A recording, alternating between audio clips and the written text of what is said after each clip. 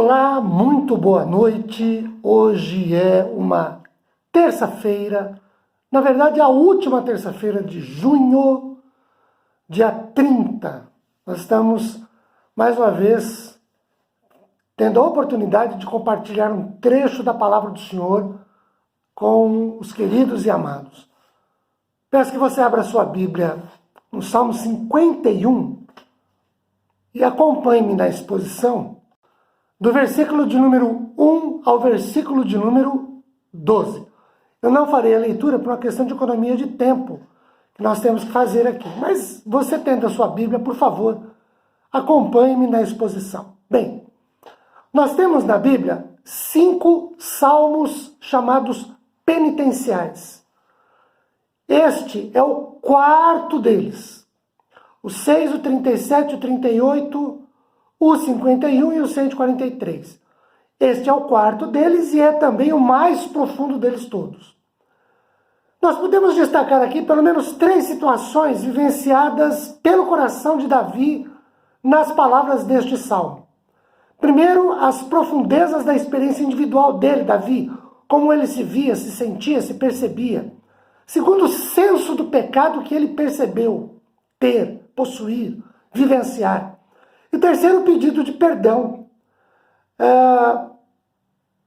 Nenhum outro salmo tem essa profundidade do senso do pecado e do pedido de perdão do pecador. Por isso, o Salmo 51 é o mais profundo dos salmos penitenciais. Nós temos aqui um Davi com o coração dominado pela vergonha, pela humilhação, quebrado pela culpa, ainda que salvo do desespero mediante a fé pertinente na misericórdia de Deus.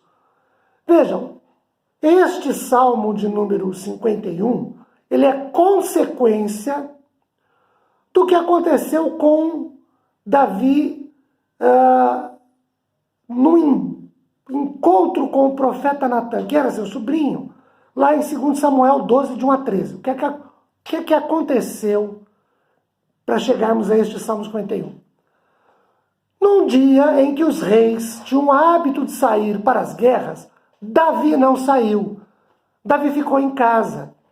Tem um ditado que não é bíblico, porém tem sentido bíblico: mente vazia, oficina de Satanás. Pois é.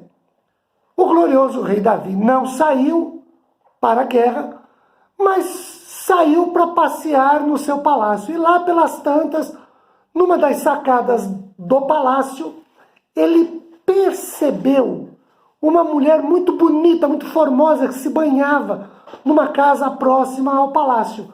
Ele chamou os seus súditos mais diretos ali do seu palácio, pediu para que fossem buscar a mulher, trouxeram-na para Davi. Davi manteve relação sexual com a mulher, mandou-a de volta para casa, mas a mulher engravidou. Detalhe, ela era casada. Então Davi cometeu o primeiro pecado, que era o pecado da cobiça, quando ele olha para a mulher e fica babando por ela.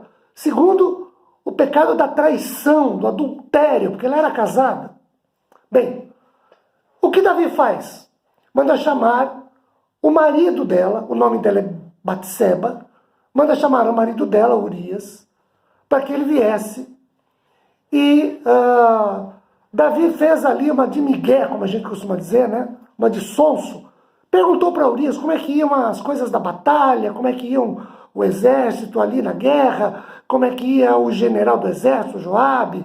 E aí Urias deu todo o relatório que Davi perguntou, e Davi falou para ele: agora você vai para casa, vai lá, se banha, janta, deita com a sua mulher e tudo. E Urias não foi.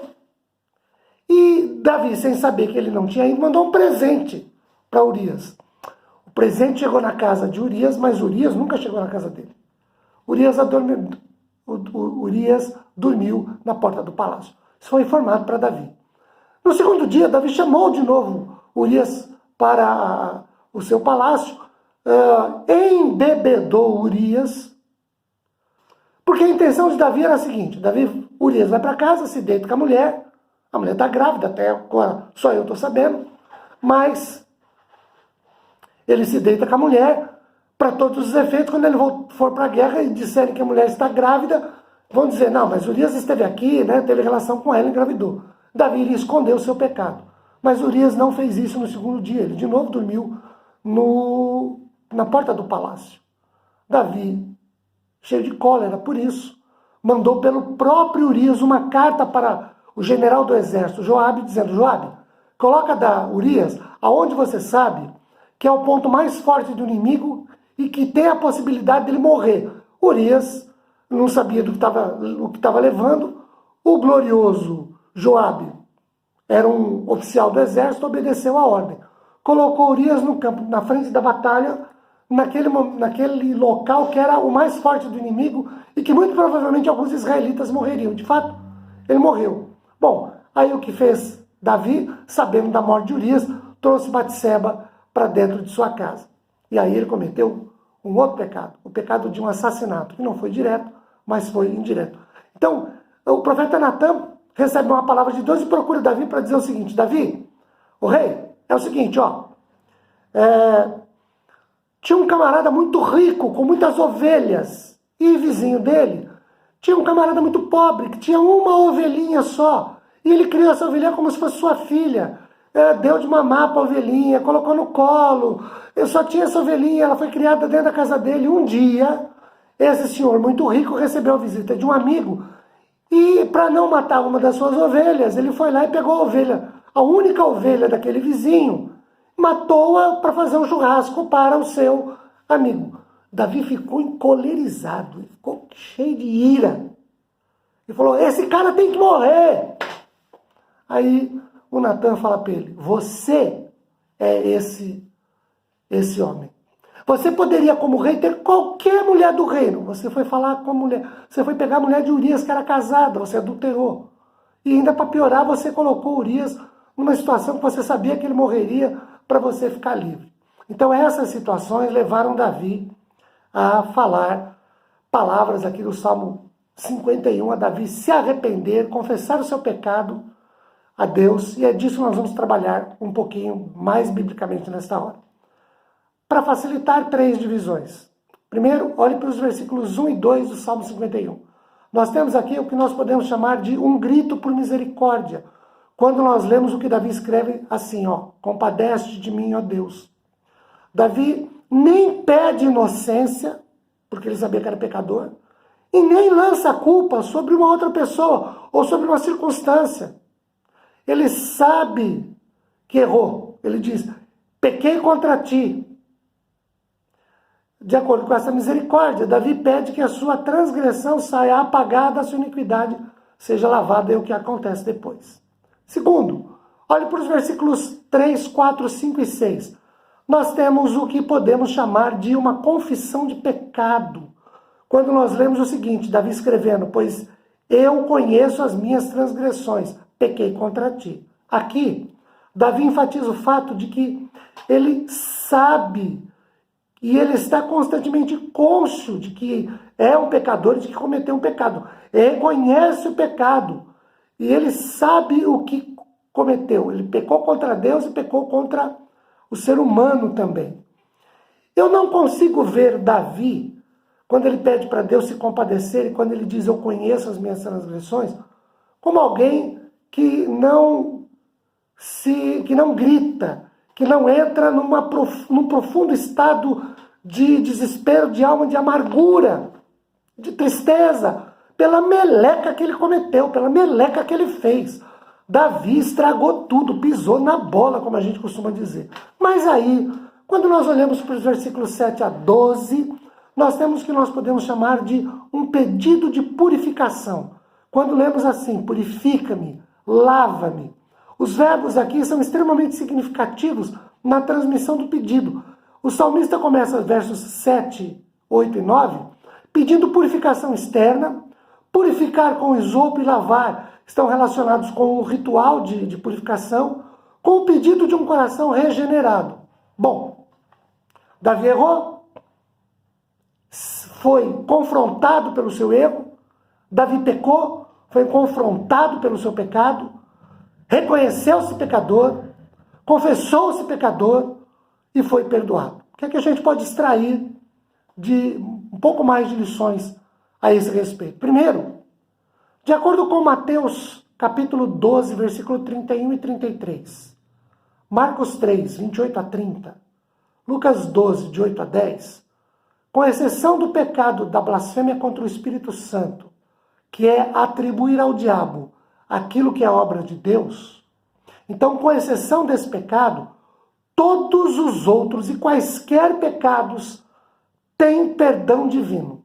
Não há pecado sem perdão, com exceção do pecado da blasfêmia contra o Espírito Santo, que é atribuir ao diabo a obra de Deus. Quem salva é Deus, mas atribui-se a salvação ao diabo. Isso é blasfemar contra o Espírito Santo. Isso não tem perdão. Com exceção desse pecado, todos os outros pecados têm perdão.